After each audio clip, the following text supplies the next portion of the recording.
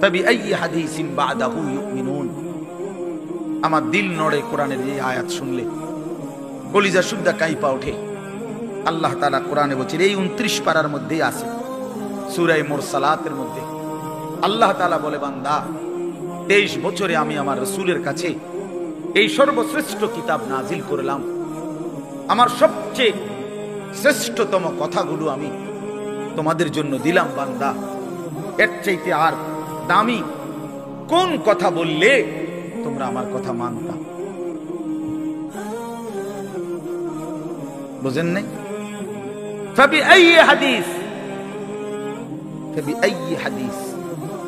আল্লাহ বলছে, বান্দা এরপরে আর কি বললে, এর চাইতে দামি কথা আর কোনটা বললে, আর কোন কিতাব নাজিল করিলে, আর কেমনে বললে? ফাবিআইয়ি হাদিসিন বা'দাহু ইউমিনুন। আর কিভাবে বললে বান্দা ঈমান আনতা, বিশ্বাস করতা? আকিমুস সালাহ, আকিমুস সালাহ 80 বারের চাইতে বেশি বলছি আমার কোরআনে। আর কতবার বললে আমারে সিজদা দিতা? ইত্তাকুল্লাহ, ইত্তাকুল্লাহ বারবার বলেছি, আল্লাহকে ভয় করো। আর কতবার বললে বান্দা আমারে ভয় করতে? কতবার বলছি? আল্লাহ বলবেন, রাসূলুল্লাহ সাল্লাল্লাহু আলাইহি সাল্লাম বাপ আমার, বন্ধু আমার, নওজোয়ান সাথী আমার, মনে রাখবেন, বিশ্বাস করেন, রাসূলুল্লাহ সাল্লাল্লাহু আলাইহি সাল্লাম হাশরের ময়দানে অসংখ্য উম্মতকে জিজ্ঞেস করবে। এই আমলনামা যখন দেখবে, প্রত্যেকটা উম্মত তার নিজ নিজ আমলনামা, রাসূলুল্লাহ সাল্লাল্লাহু আলাইহি সাল্লাম দেখবেন। এই আমলনামা দেখে নবী জিজ্ঞেস করবে, উম্মত 23টা বছর একটানা আমি কেঁদেছি উম্মত, 23 বছর তোদের জন্য আমি কেঁদেছিলাম। এমনও রাত গেছে, সারা রাত উম্মতের জন্য আমি কেঁদেছি, সারা রাত দোয়া করছি উম্মতের জন্য। তায়েফের পাথরের আঘাতে পিঠ চালনির মতো ছিদ্র বানায় ফেলছি, পেটের কষ্টে, ক্ষুধার কষ্টে 14 দিনের চাইতে বেশি পেটে 2টা পাথর বাইদা ক্ষুধার কষ্ট হজম করছি। উহুদের দান শহীদ করা রক্তে আমি বেহুশ হয়ে আমি পড়েছিলাম। সেই নবী আমি আর কত কাঁদলে, আর কত রক্ত ঝরাইলে উম্মত তুমি আমার কথা মনে করতা? তুমি আমার কথা ভাবতা? আল্লাহর নবী সাল্লাল্লাহু আলাইহি ওয়াসাল্লাম যখন এটা জিজ্ঞেস করবেন, তখন কি জবাব হবে? বাপ বলেন, ইনসাফের কথা বলেন। কি মনে করছেন? সুপারিশ? হাশরের ময়দানের সুপারিশ মানে কি? মুখে বিড়ি, সিগারেট, চেহারায় রাসূলুল্লাহ সাল্লাল্লাহু আলাইহি ওয়াসাল্লামের সুন্নাত নাই, 50 বছর ধরে সুদের লেনদেন, কোনদিন 5 ওয়াক্ত নামাজ আদায় করেন নাই, স্ত্রী বেপর্দা, ঘরের মধ্যে প্রতিদিন রঙিন টেলিভিশন চলতেছে। এই অবস্থায় কবরে যাইবেন, আর হাশরের ময়দানে দাঁড়াইলেই নবীজি সুপারিশ করে আপনারে বেহেশত দিয়া দিবেন। বিষয়টা মামুর বাড়ি না? বিষয়টা মামুর বাড়ি মনে করছেন আপনি? এটাকে কি মনে করলেন আপনারা? রাসূলুল্লাহ সাল্লাল্লাহু আলাইহি সাল্লাম সুপারিশ করবেন, এর কোনো নিয়ম কানুন নাই, কোনো বিধি নিষেধ নাই, আইন কানুন নাই। হাউজে কাউসারের পানি, এটা কি 10 টাকার পানির বোতল মনে করছেন? রাসূলুল্লাহ সাল্লাল্লাহু আলাইহি সাল্লাম বলেছেন, এক ঢোক পানি পান করলে আর কোনদিন বান্দা তৃষ্ণার্ত হবে না। এতটা আজিমুস শান দামি, এমনি এমনি দিয়ে দিবেন? এটা এমনি এমনি দিয়ে দিবেন? দয়া করে ভাবতে শিখেন, নিজের ভালো বোঝেন, নিজের ভালো, নিজের ভালো। আমি যেই সূরাটা পড়ছি, এই সূরাটার নাম হলো সূরা মুলক, 29 নাম্বার পারা, কোরআনুল কারীমের 67 নাম্বার সূরা। এই সূরাটার নাম হচ্ছে সূরা মুলক। এই সূরার 3টি আয়াত, 12, 13, 14, এই 3টি আয়াত আমি আপনাদের সামনে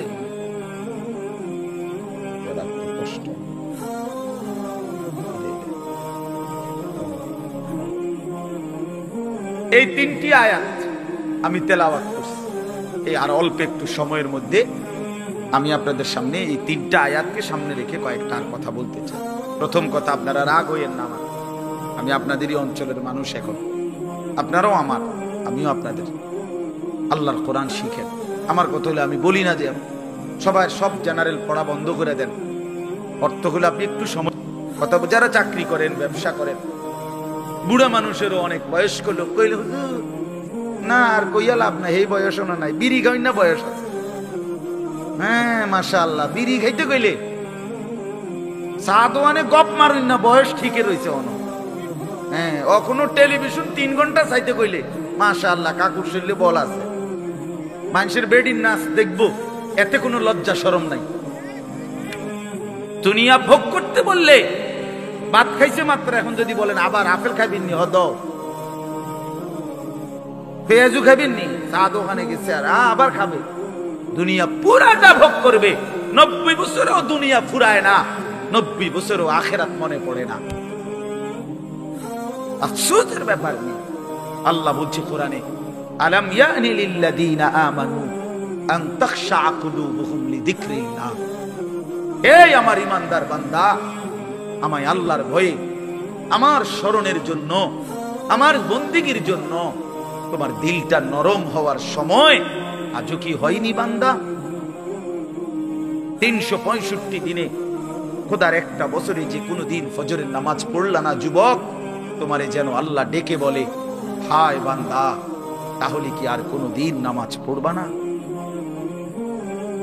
30 বছর ধরে যে কোনো দিন সুদের লেনদেন ছাড়লেন না, হারাম রোজগার করেই গেলেন, আল্লাহ তাআলা যেন ডেকে বলে, বান্দা, তাহলে এই নাফরমানি কি আর কোনোদিন ছাড়বা না বান্দা?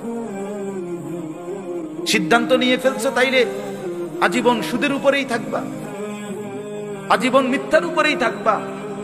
তাহলে কি বান্দাই ফয়সালা নিয়ে ফেলছো? আজীবন কাস্টমার ঠকাইয়েই যাইবা, ওজনে কমই দিয়ে যাবা। তাহলে কি এই ফয়সালা নিয়ে নিছো তোমার বিবি আজীবন বেপরদাই থাকবে? তোমার ঘরে অহরহ প্রতিনিয়ত রঙিন টেলিভিশন চলবে নিয়মিত, এই ফয়সালা তোমার? ঠিক আছে বান্দা, কুলু ওয়া তামাত্তাউ কালিলান ইন্নাকুম মুজরিমুন। কোরআন শরীফের আয়াত। আল্লাহ বলেন, নাফরমান বান্দা, খাও, দুনিয়া ভোগ করো কিছুক্ষণের জন্য, শুধু মনে রেখো ইন্নাকুম মুজরিমুন, তুমি কিন্তু পাপী। কথাটা শুধু মনে রাখো, বাকিটা পরে হইব, ভাত খাও। হ্যাঁ হ্যাঁ, কোরআন শরীফের আয়াত। কুলু ওয়া তামাত্তাউ কালিলান ইন্নাকুম মুজরিমুন। আল্লাহ যেন বলে 8টার সময় যেই নাফরমান নাস্তা খাইতে বসে, আল্লাহ বলে, বান্দা খা, কোনো অসুবিধা নাই, শুধু মনে রাখিস বেঈমান, ফজরের নামাজ পড়ো নাই। কথাখান শুধু মনে রাখো, পরে হইব, অন খাও। রাত 10টা বাজে যেই নাফরমান ভাত খাইতে বসছে, আল্লাহ তাআলা যেন ডাক দিয়ে বলছে, বেঈমান খা, ভাত খা, খানা আমি আটকাইতাম না, শুধু মনে রাখিস এশার নামাজ পড়স নাই, ভাত খা বেঈমান। খানা আটকাবো না, খানা আমি জন্তু জানোয়ারও খাওয়াই, তোরে খাওয়াবো না কেন? খানা আমি কুকুর বিড়াল রেও খাওয়াই, খানা আমি গরু ছাগল রেও খাওয়াই, তোরে দেব না কেন? বাংলা খা, শুধু মনে রাখবি, ইন্না আ'তাদনা লিল কাফিরিনা সালাসিলা ওয়া আগলালাম ওয়া সাইরা। আল্লাহ বলে, প্রতিটা নাফরমানের জন্য আমি রেডি রাখছি আগুনের শিকল এবং আগুনের বেড়ি এবং জাহান্নামের আগুন। 1 নাম্বার 70 জিরাআন, 70 হাত লম্বা আগুনের শিকল দিয়ে জাহান্নামীকে হাসরের ময়দানে আল্লাহর ফেরেশতা বাঁধ দিবে। 1 2 নাম্বার 2টা হাত। দোস্ত দেখেন শুধু আমার দিকে, সূরা ইয়াসিনে আছে, ইন্না জাআলনা ফি আ'নাকিহিম আগলালান ফাহিয়া ইলাল আযকানি ফাহুম মুকমাহুন।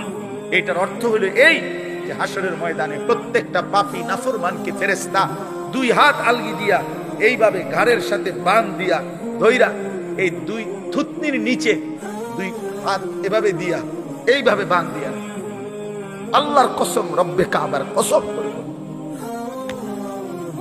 এইভাবে বাঁধ দিবে। আর কোনদিন বেঈমান চোখটাও নিচের দিকে নামাইতে পারবে না, কারণ এই থুতনি তো উঠাই দিছে উপরের দিকে, এটা দিয়ে ঠেলা দিয়া। এটা অর্থ হলো আগলালা। এই আয়াতের সূরা ইয়াসিনের এই আয়াতের অর্থ এটাই, ইন্না জাআলনা ফি আ'নাকিহিম আগলালা। আল্লাহ বলছে বান্দা আমি দেখাবো। আল্লাহ ডাক দিয়ে বলে ভাই আমারও তোমারও, জওয়ান কেউ বুড়ো কেউ। আল্লাহ বলে বান্দা কি মনে করছো আমি রহমান না? ঠিক আছে, তুমি কি এটা শোনো নাই আমি যে কাহার? তুমি তো শুনছো আমি রাহিম, তুমি কি শোনো নাই আমি জব্বার? আমি জুনতিকাম, আমি প্রতিশোধ গ্রহণকারী, আমি সারিউল হিসাব, দ্রুত হিসাবকারী, আমি জব্বার, আমি প্রবল প্রতাপান্বিত কাহার, আমি মুতাকাব্বির, আমি বারি। তুমি জানো না আমার একটা নাম শুনলা, আমার দয়ার নামটা শুনলা, আমি যে শাস্তি দেব সেটা শোনো নাই? কি ভাইয়া, কোরআনুল কারীমের মধ্যে জান্নাতের বর্ণনা যেমন আছে, জাহান্নামের বর্ণনা নাই? কথা বলেন না কেন? তো সেগুলো কার জন্য? সেগুলো কার জন্য? মা সালাকাকুম ফি সাকার ক্বালু লাম নাকু মিনাল মুসাল্লিন। একবারে সোজা বাংলা দেখেন, জাহান্নামী জাহান্নামে চিৎকার করবে, জাহান্নামের ফেরেশতা ডাক দিয়ে বলবে বেঈমান জাহান্নামে কেন আসলি? ক্বালু লাম নাকু মিনাল মুসাল্লিন। নাফরমান বলবে বন্ধু ফেরেশতা ভাই আমি দুনিয়াতে নামাজি ছিলাম না। কি ছিলাম না? সরাসরি কোরআনের আয়াত। আল্লাহ বলেন ওয়াইলু ইয়াউমা ইদিল লিল মুকাদ্দিবিন, সমস্ত মিথ্যাবাদী নাফরমান পাপীদের জন্য সেদিন জাহান্নাম। যদি বলেন কেমন নাফরমান মাওলা? আল্লাহ বলেন ওয়া ইদা কিলা লাহুমুর কাউ লা ইয়ারকাউন। দুনিয়ায় এই নাফরমানকে যতবার বলা হয়েছিল রুকু করতে, সেজদা করতে, নামাজ পড়তে, বেঈমান নামাজ পড়ে নাই, এজন্য জাহান্নাম। কোরআনুল কারীমে আল্লাহ বলছেন কাল্লা ইদা বালাগাতিত তারাকি, নাফরমানের মৃত্যুর সময় যখন আসবে, মালাকুল মউত আজরাইল তারে যখন ডাক দিবে, আইয়াতুহান নাফসুল খাবিসা, প্রতিটা পাপী নাফরমানের জান কবজের সময় আজরাইল যখন ডাক দিয়ে বলবে হে খবিস আত্মা বের হ, উখরুজি, বের হ। আত্মাটা বের হতে চাইবে না। আল্লাহর নবী বলেন কসম বাবা, নবীজি বলে মালাকুল মউত আজরাইল খপ করে ধইরা কলজা থেকে রূহটা একটা টান দিয়া ছিঁড়া ফেলবে, একটা টান দিয়া ছিঁড়বে। এরপরে রূহটা কণ্ঠনালীর কাছে এসে আটকায় যাবে। কাল্লা ইদা বালাগাতিত তারাকি, তারাকি মানে কণ্ঠনালী। ফালাউলা ইদা বালাগাতিল হুলকুম ওয়া আনতুম হিনা ইদিন তানজুরুন, এটার অর্থ এটাই। হুলকুম মানে এই কণ্ঠনালী, বের হতে চাইবে না রূহ। আজরাইল তখন ধরে টাইনা হেসরাইয়া ছিঁড়া ছিন্ন ভিন্ন করে বেঈমান নাফরমানের কলজা ছিঁড়া ফেলবে, রূহ ছিঁড়া ফেলবে, এরপরে শরীর থেকে বের করে নিয়ে আসবে। আরে বন্ধু, এই কোরআনে আছে, আল্লাহ নিজে বলছে এমন নির্মম মৃত্যু হলো কেন? এই নাফরমানের মউত এত কঠিন হলো কেন? তার কলজা ছিঁড়া ফেলছে, রূহ ছিঁড়ে ফেলছে, এমন মৃত্যু হলো কেন? আল্লাহর কসম বাপ আমারেও বলি, আপনারেও বলি, আল্লাহ কোরআনে সরাসরি বলছে এমন ভয়ানক মৃত্যু হলো কেন? ফালা সাদ্দাকা ওয়ালা সাল্লা, কারণ এই নাফরমান আমি আল্লাহর কথায় বিশ্বাস করে নাই, ওয়ালা সাল্লা, এবং নামাজ পড়ে নাই, নামাজ পড়ে নাই, নামাজ পড়ে।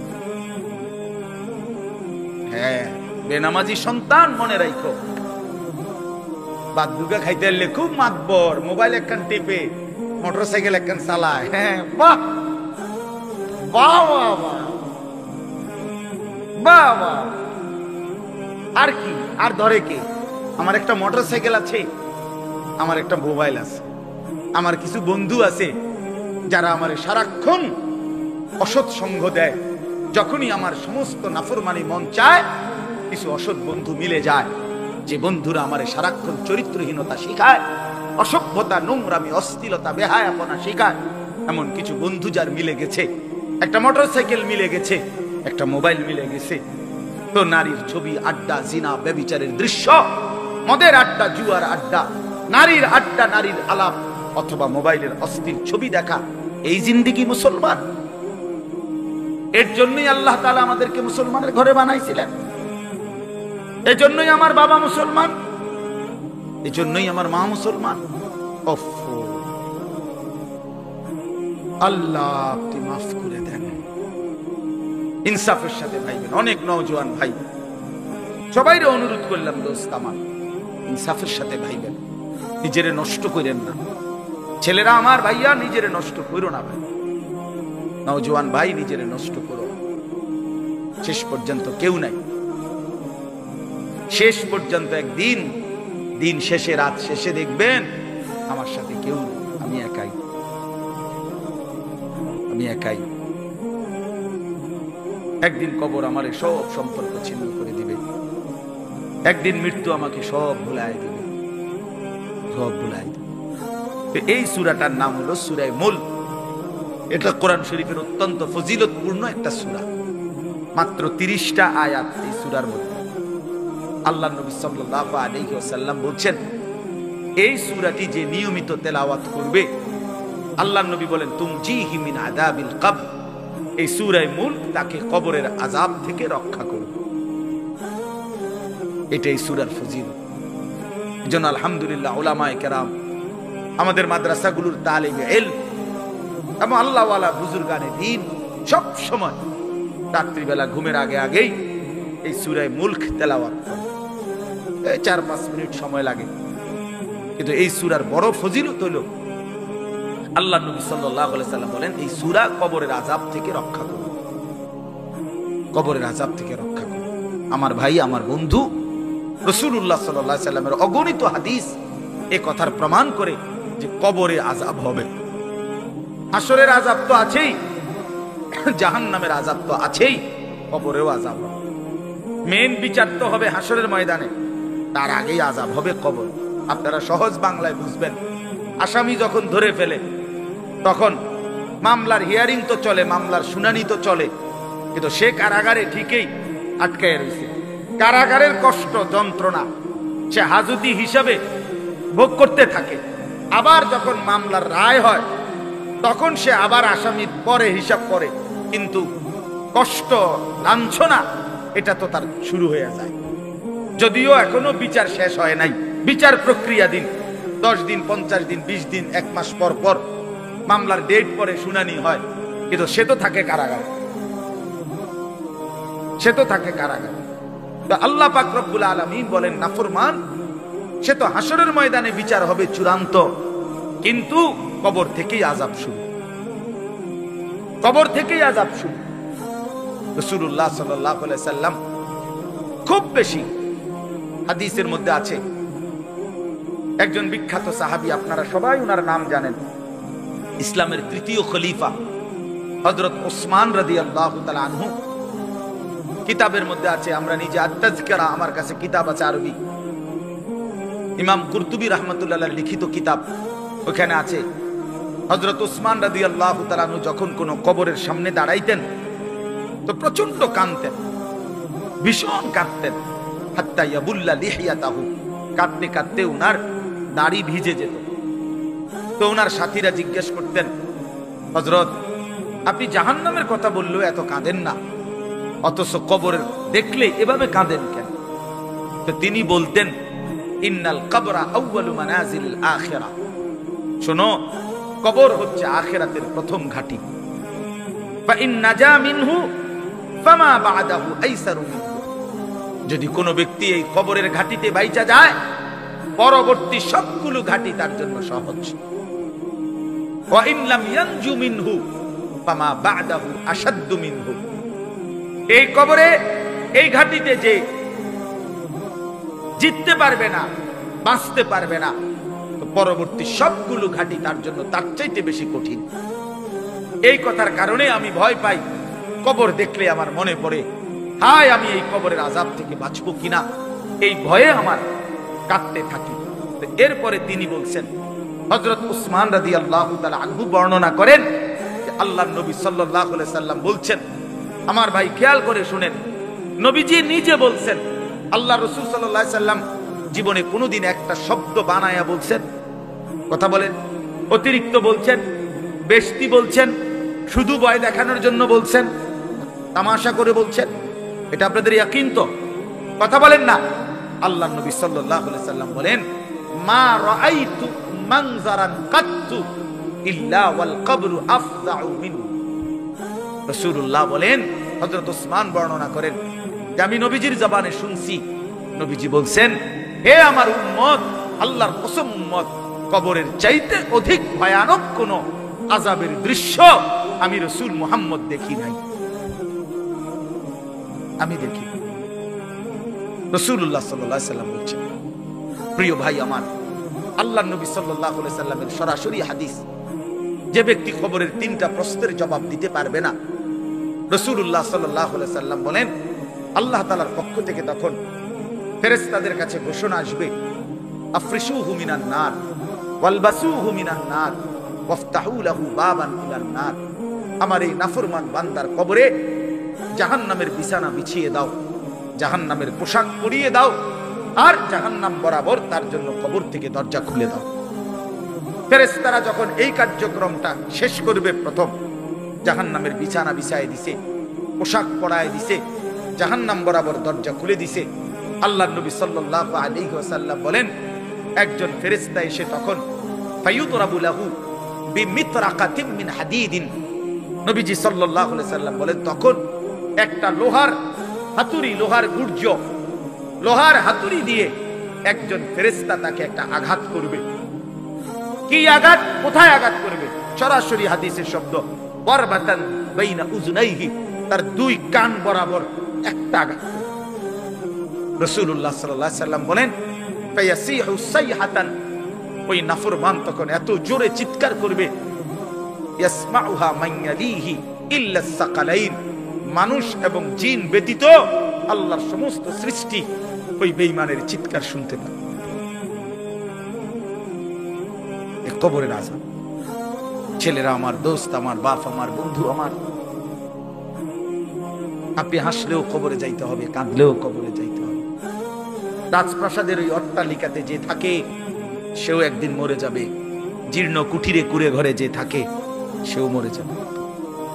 জীবনে যে কোনোদিন সুখ দেখে নাই, দুঃখের সাগরে তারও মৃত্যু হবে। জীবনে যে কোনোদিন দুঃখ দেখে নাই, সুখের সাগরে ভাসছিল, তারও মৃত্যু হবে, সেও মরে যাবে। কবর নিশ্চিত, কবর নিশ্চিত। আমিন ওয়ারাইহিম বারযাখুন ইলা ইয়াউমি ইউবআসুন।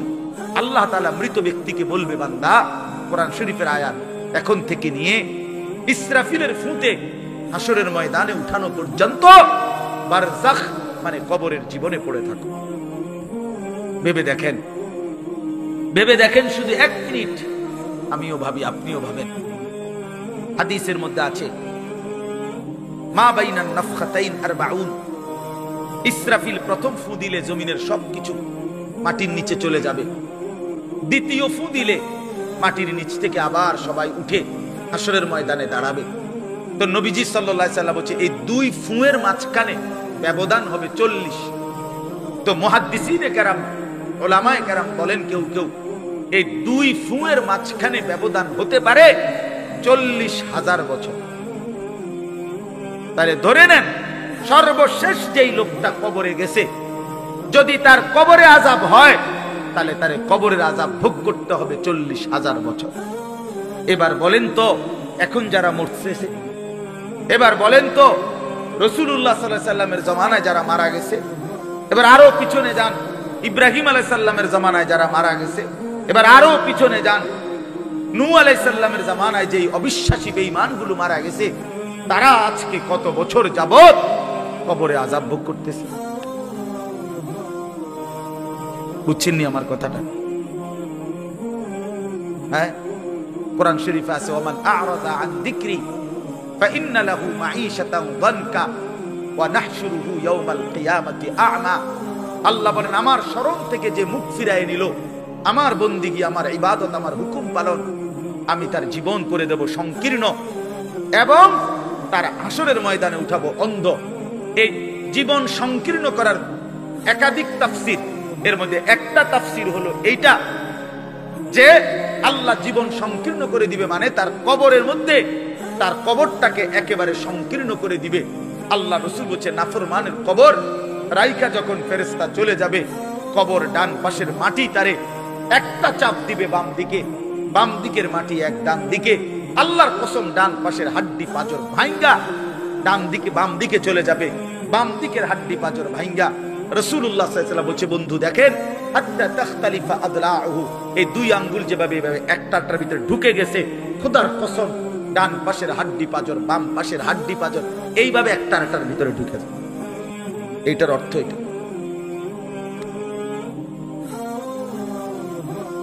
হ্যাঁ, রাসূলুল্লাহ সাল্লাল্লাহু আলাইহি ওয়াসাল্লাম একদিন হযরত বারা ইবনে আযিব রাদিয়াল্লাহু তাআলা আনহু থেকে বর্ণিত, নবীজি একদিন এক সাহাবীর জানাজা পড়তে গেছেন। জানাজা পড়তে গিয়ে খালি কবরের সামনে কিছুক্ষণ দাঁড়াইছেন। তখনও ওনারে কবরে রাখে নাই, জানাজাও পড়ায় নাই। নবীজি আগে গিয়া কবরটার সামনে দাঁড়াইছে। হযরত বারা ইবনে আযিব বলেন, আমরা নবীজির সাথে ছিলাম। আল্লাহর নবী সাল্লাল্লাহু আলাইহি সাল্লাম কবরের খালি কবরে দেখা অঝরে কাঁদতে শুরু করছে। আমরা সবাই সাহাবীরা নবীজির সাথে কাঁদতে শুরু করলাম। অনেকক্ষণ কাইদা নবীজি চোখের পানি মুইছা আজীব কথা বলছে নবী। রাসূলুল্লাহ সাল্লাল্লাহু আলাইহি সাল্লাম সাহাবীদেরকে লক্ষ্য করে বলছে, ইয়া ইখওয়ানি লিমিসলি হাদা ফাআইদু, আমার বন্ধুরা আমার সাথীরা এই কবরে যাওয়ার জন্য তোমরাও রেডি হও। ফাআইদু, তোমরাও প্রস্তুতি নাও। অচিরেই তুমি আমি সবাই এই কবরেই পৌঁছে যাইতে হবে। রাসূলুল্লাহ সাল্লাল্লাহু আলাইহি সাল্লাম বলছে, প্রিয় বন্ধু আমার, জওয়ান সাথী আমার, সামান্য এই কয়েকদিনের জওয়ানি নষ্ট না করা, নষ্ট না করা, কোনোভাবেই নষ্ট না করা। তো এই জন্য বললাম এই সূরা মুলক এটা আল্লাহ তাআলা অত্যন্ত ফজিলতপূর্ণ একটি সূরা। রাসূলুল্লাহ সাল্লাল্লাহু আলাইহি সাল্লাম বলছেন এটা কবরের আযাব থেকে রক্ষা করবে। এই সূরা নিয়মিত তাফসীরের মধ্যে আমি নিজে পড়ছি, তাফসীরে কুরতুবীতে আছে। আল্লাহর নবী সাল্লাল্লাহু আলাইহি সাল্লাম বলেন, লাওয়াদিতু, নবীজি বলেন আমার দিলের আশা, আমার দিলের তামান্না, আমার উম্মতের প্রতিটা মুমিন তার কলিজার ভিতরে তার জবানে এই সূরা মুলক থাকুক, সূরা মুলক থাকুক। অর্থাৎ রাসূলুল্লাহ সাল্লাল্লাহু আলাইহি সাল্লাম বলতেন আমার প্রতিটা মুমিন বান্দা উম্মত যেন এই সূরা মুলক তেলাওয়াত করে, যেন কবরের আযাব থেকে রক্ষা পায়।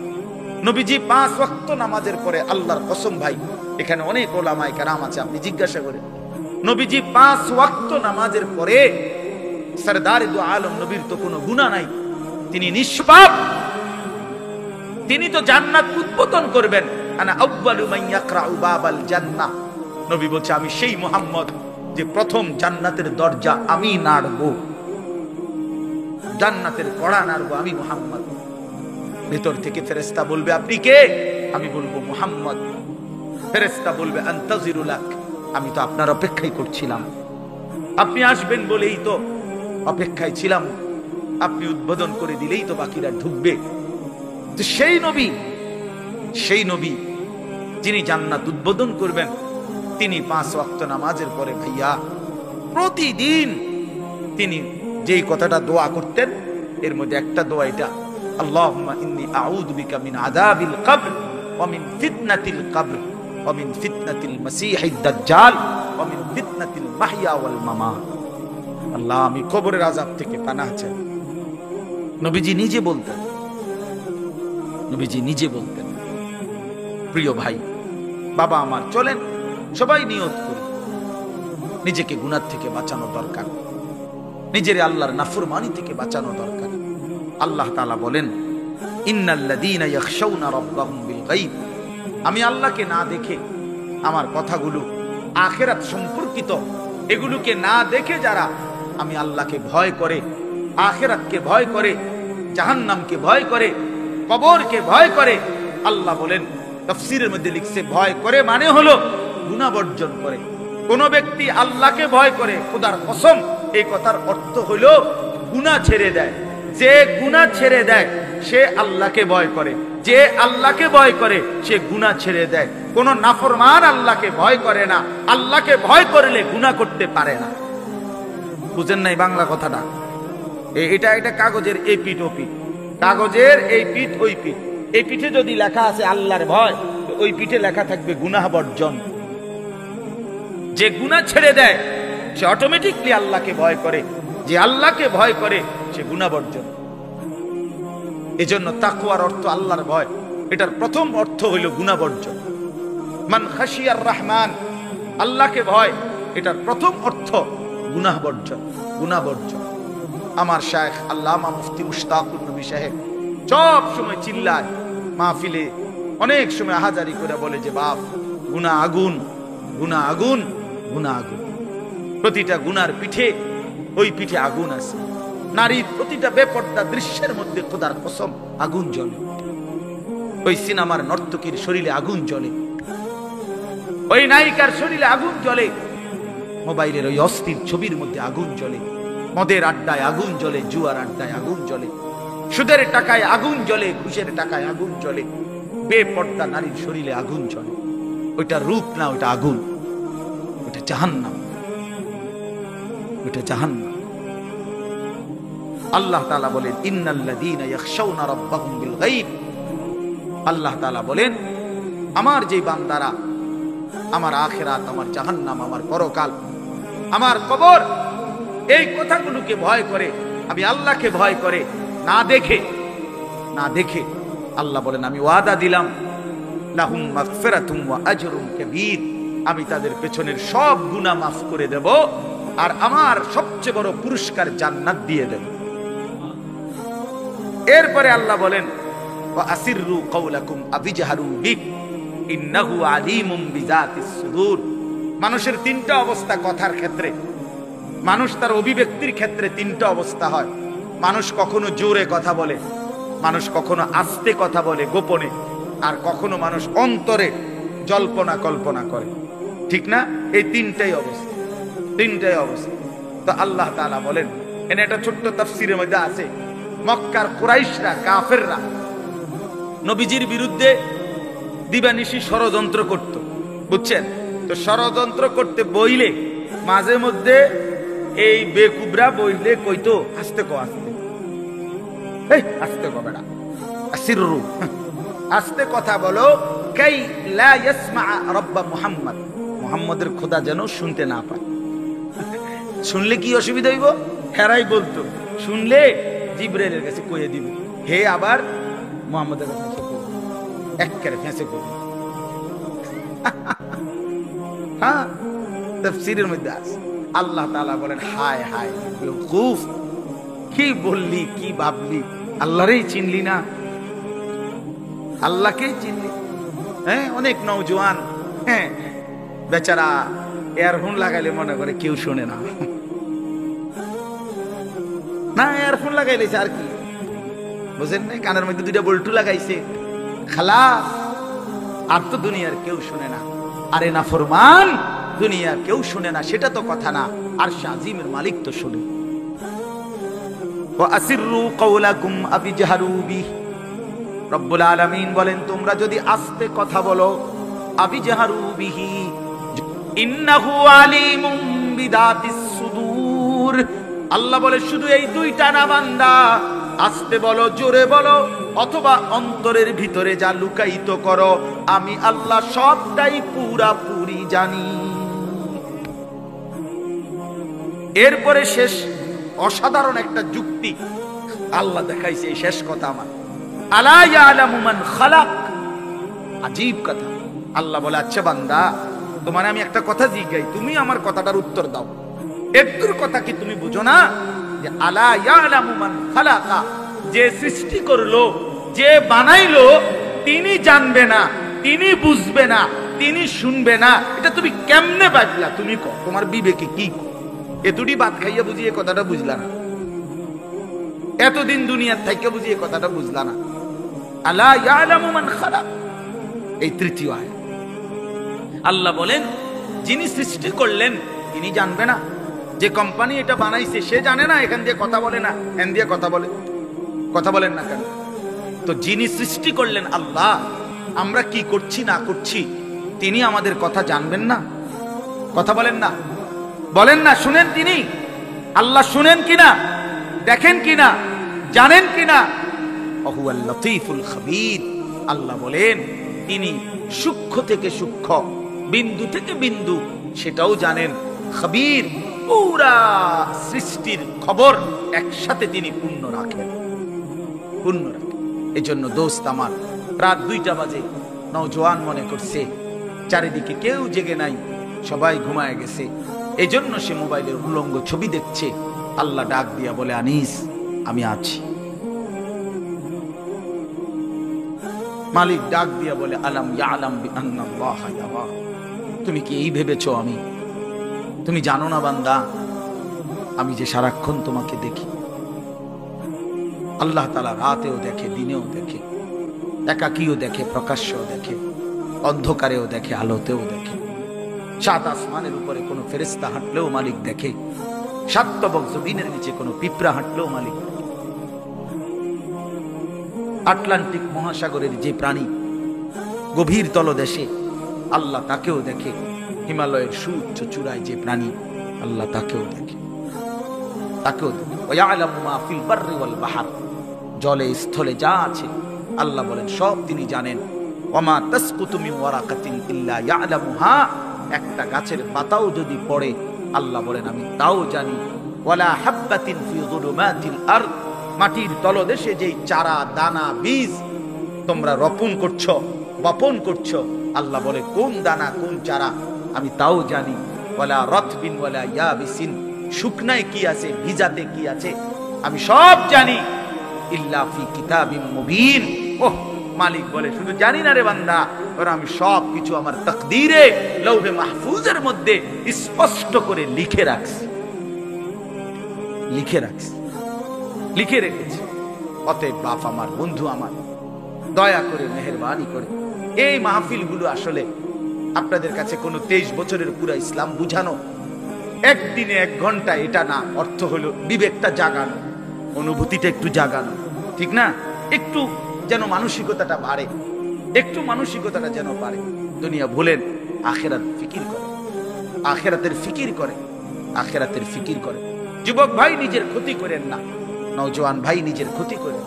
আল্লাহর ওয়াস্তে ভাইয়া, চরিত্রহীনতার এই জিন্দেগি সুখ দেয় না। কোন পাপী সুখে নাই, কোন হারামখোর, কোন মদখোর, কোন গাঁজাখোর, কুট্টাখোর, বাবাখোর, ডাইলখোর, ইয়াবাখোর, একটা নাফরমান সুখে নাই, সুখে নাই। কোন বেপরদা নারী সুখে নাই। আমি চ্যালেঞ্জ করলাম, কোন হারামখোর, সুদখোর, গাঁজাখোর একটাও সুখে নাই, একটাও সুখে নাই, একটাও সুখে নাই। কোন নাফরমান সুখে থাকে না বন্ধু। সেজদাতে সুখ আছে, আল্লাহকে ডাকলে সুখ আছে, আল্লাহকে ডাকলে সুখ আছে, মালিকের সেজদায় সুখ আছে। এজন্য চলেন ইনশাআল্লাহ, নিয়ত করি আল্লাহকে ডাকবো ইনশাআল্লাহ।